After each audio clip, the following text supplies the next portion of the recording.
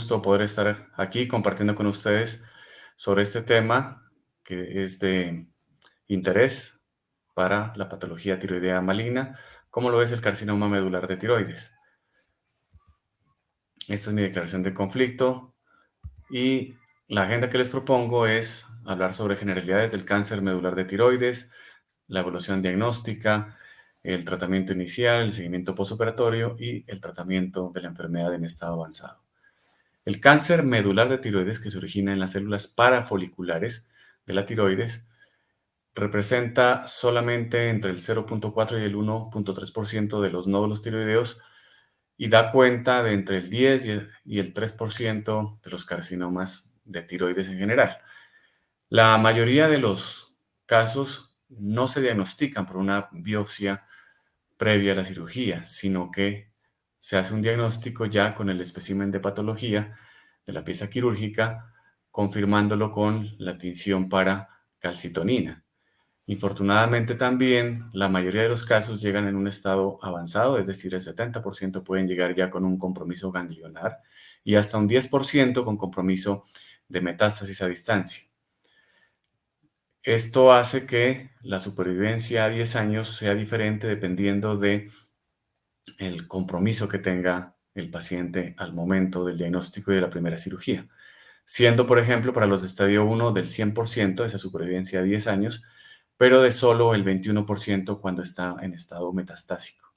Hay factores de un pronóstico menos adverso para los pacientes jóvenes, para las mujeres, para las formas familiares, exceptuando la mutación 918, y para un tamaño tumoral de menos de 1 centímetro. El 65% de los carcinomas medulares de tiroides son esporádicos, es decir, no se encuentran mutaciones en la línea germinal, pero sí tienen mutaciones somáticas en el RET. Y un 10 a 20% pueden tener mutaciones en el RAS. Los casos hereditarios dan cuenta del 25 al 35% de los casos y hasta un 14% de los pacientes pueden no tener otro familiar afectado, es decir, ser ellos el caso índice. Dentro de los casos hereditarios, la mayoría corresponden a la denominada neoplasia endocrina múltiple de tipo 2A, en la cual hay una forma clásica de MEN2A, en la que tenemos carcinoma medular de tiroides, feocromocitomas en la mitad de los casos e hiperparatiroidismo primario.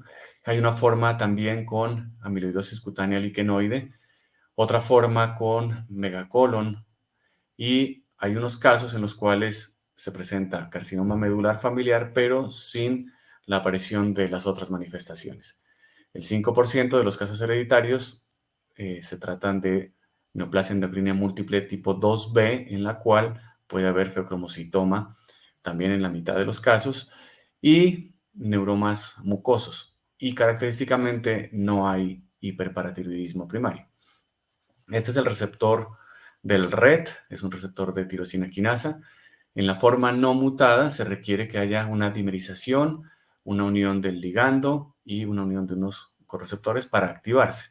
En las mutaciones del MEN2A, que ocurren en este dominio rico en cisteína, se forman la dimerización, pero sin la presencia de los ligandos o de los correceptores. Y en las mutaciones del MEN2B, que son en el dominio de tirosina quinasa, el RET se activa sin necesidad de dimerizarse y sin necesidad de los ligandos y correceptores, es decir, es una activación constitutiva. Las guías ATA y las guías ESMO nos proponen qué hacer en el caso de que diagnosticáramos un carcinoma medular de tiroides por una biopsia previa a la cirugía. Es poco frecuente que ocurra, pero es bueno saber cuál camino tomar. Lo primero que debemos hacer es una ecografía de cuello, una calcitonina y antígeno carcinoembrionario y evaluar las mutaciones en línea germinal del RET. Si el RET estuviera mutado, debemos evaluar la presencia de feocromocitoma, que requerirá tratamiento antes de la cirugía de la tiroides, y si hubiera hiperparatiroidismo primario, en los casos en que aplique, haríamos el tratamiento de esa condición en el momento de la cirugía. Si el RET no está mutado, pasamos a evaluar, al igual que después de estas dos condiciones, los niveles de la calcitonina. Si están mayores de 500, debemos descartar metástasis a distancia y si están menos de 500, hacer una propuesta quirúrgica de acuerdo a los hallazgos en la ecografía y a los valores de la calcitonina. Cuando son menos de 20, solamente la tiroidectomía. Si están entre 20 y 50, se aconseja un vaciamiento central. Si están entre 50 y 200, un vaciamiento lateral del mismo lado en el que esté el tumor. Y si están entre 200 y 500, un vaciamiento lateral bilateral.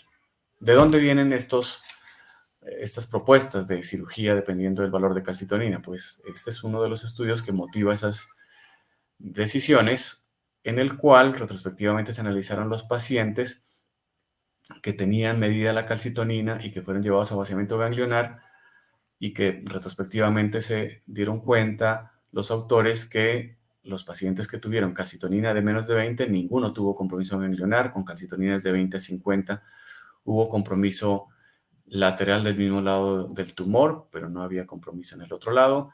Con valores de 50 a 200 había compromiso central y central del otro lado, y había compromiso lateral del mismo lado del tumor, y con valores de 200 a 500 ya había compromiso central contralateral y lateral contralateral hasta el 14% de los casos.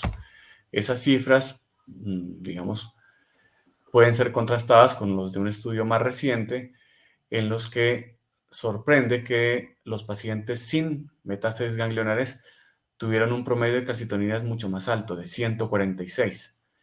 Y miren cómo cambia la presencia de ganglios en el compartimiento central, con un promedio de calcitonina de 384, el compromiso lateral con calcitoninas mayores a 2000 y las metástasis a distancia con valores de calcitonina mayores a 7000.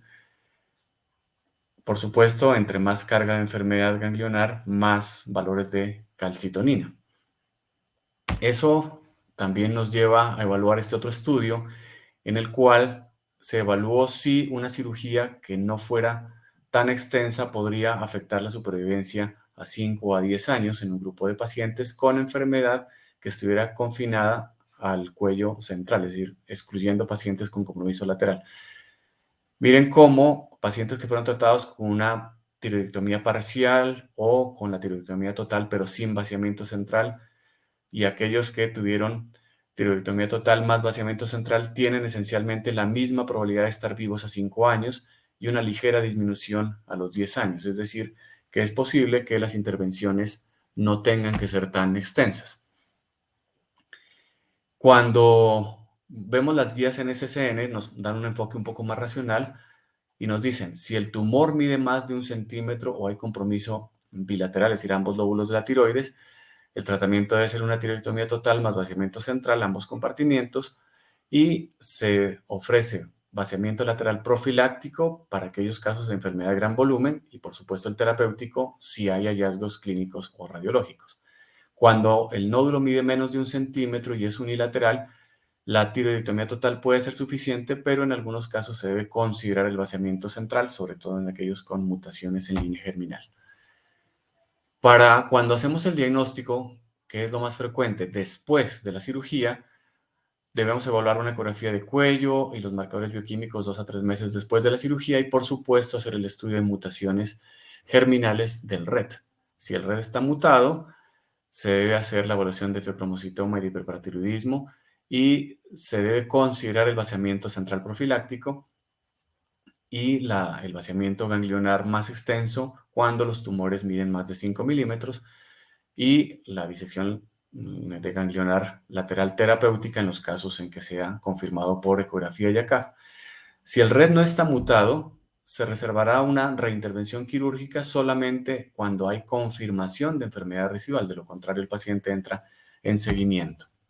Esta es la clasificación o la estadificación TNM, que es en cuanto al TNIM muy similar a la del carcinoma diferenciado de tiroides, pero lo que cambia es que la edad no juega un papel importante en la modificación de los estadios, y cambia también que los pacientes que tengan compromiso ganglionar lateral pasan a ser estadio 4, los que tengan un tumor bastante invasor pasan a ser un estadio 4B, y los pacientes con metástasis pues un estadio 4C.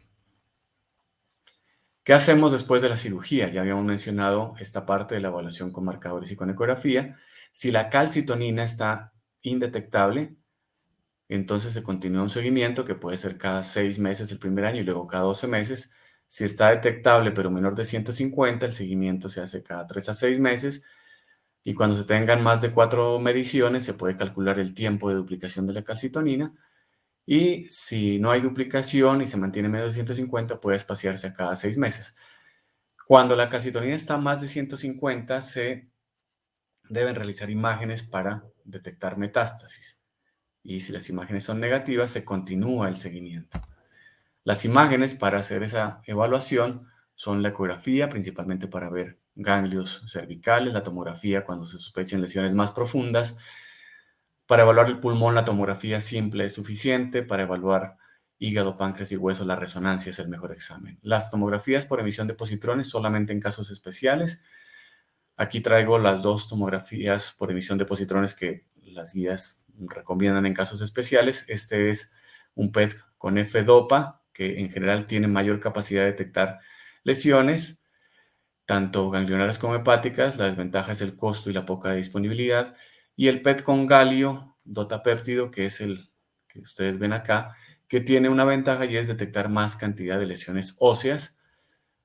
También tiene la desventaja del costo, pero nos abre una puerta para la posibilidad de tratamiento con radionúclidos en caso de ser positivo en todas las lesiones tumorales.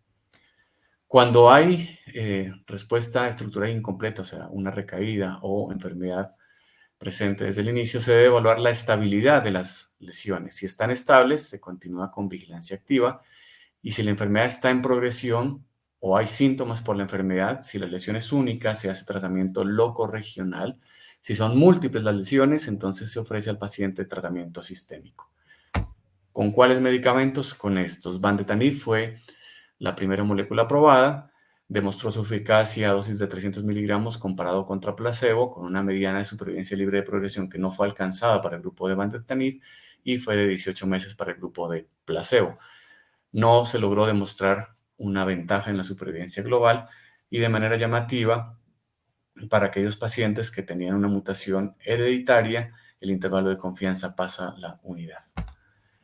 Cabozantinib es la molécula que también utilizamos para el tratamiento de estos casos de enfermedad avanzada, pero este estudio ya incluyó pacientes en progresión, es decir, enfermedad progresiva, demostrando un beneficio frente a placebo con una mediana de supervivencia libre de progresión de 11 meses frente a 4. Digamos, en el grupo en general no hubo diferencias en la supervivencia global, pero sí en el grupo de mutaciones de 9-18 del RET, en el que sí hay una diferencia en la supervivencia global. En los pacientes con ausencia de mutaciones en el RET, el intervalo de confianza pasa a la unidad, es decir, parece haber un mayor beneficio en aquellos con la mutación presente. El perfil de seguridad para ambas moléculas es un poco diferente, pero la frecuencia de eventos adversos grado 3 ronda entre el 10 y el 15%, como los otros ITKs que conocemos están representados por hipertensión, diarrea, prolongación del QT, disminución del apetito, disminución de peso. Y para cabozantinib, la diarrea, el eritema palmoplantar, la disminución de peso, también hipertensión, con esos porcentajes. Selpercatinib es una molécula dirigida específicamente contra RET, que recientemente ha sido aprobada para pacientes que tengan la mutación somática o en línea germinal, con unos hallazgos interesantes. Hubo respuestas completas en hasta el 9% de los casos y unas respuestas parciales en el 60% de los casos, tanto en pacientes que habían sido tratados previamente con vandetanib o cabozantinib como en aquellos pacientes que no habían sido tratados previamente, es decir, puede ser primera línea o segunda línea. Y con un perfil de seguridad en la cual el 28% de los pacientes presentó toxicidad grado 3, representado por hipertensión en el 12% de los casos, elevación de transaminasas entre el 7 y el 10% y prolongación del QT en el 2%. Es decir, un perfil de seguridad un poco más favorable también. Las características que influyen para el tratamiento sistémico en pacientes con enfermedad metastásica son el tamaño de las lesiones, la carga tumoral, la localización de las lesiones, la velocidad de progresión, hablando de que se considera una rápida progresión cuando ocurre crecimiento en menos de 12 meses. Los síntomas por efecto de masa, el estado funcional del paciente también guían la terapia. Las preferencias del paciente son importantes, hay que informarle sobre los riesgos de toxicidad y, por supuesto, ya que tenemos moléculas dirigidas contra RET, pues la presencia de mutaciones guiará el tratamiento.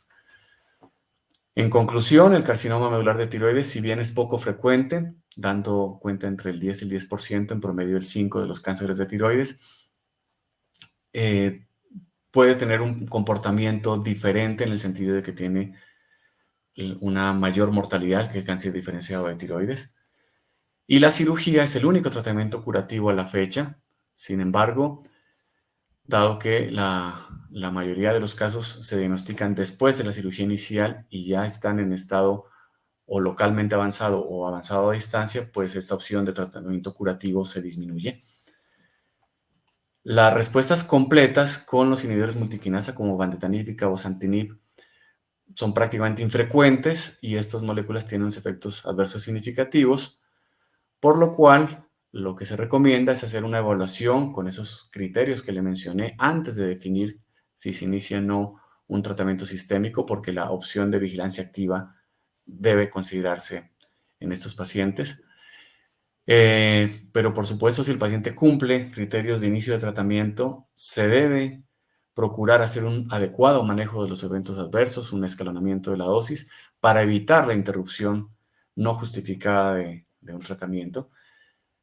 Y ya recientemente la presencia de inhibidores específicos del RED, que ha mostrado algunas respuestas completas y unas respuestas parciales significativas, hace que debamos tener en cuenta las pruebas moleculares muy temprano, como vimos en los flujogramas, casi que en la decisión de la cirugía, la presencia de mutaciones permitirá enfocar el tratamiento, pero no solamente las mutaciones en línea germinal, sino también las mutaciones somáticas para definir el uso de estas terapias.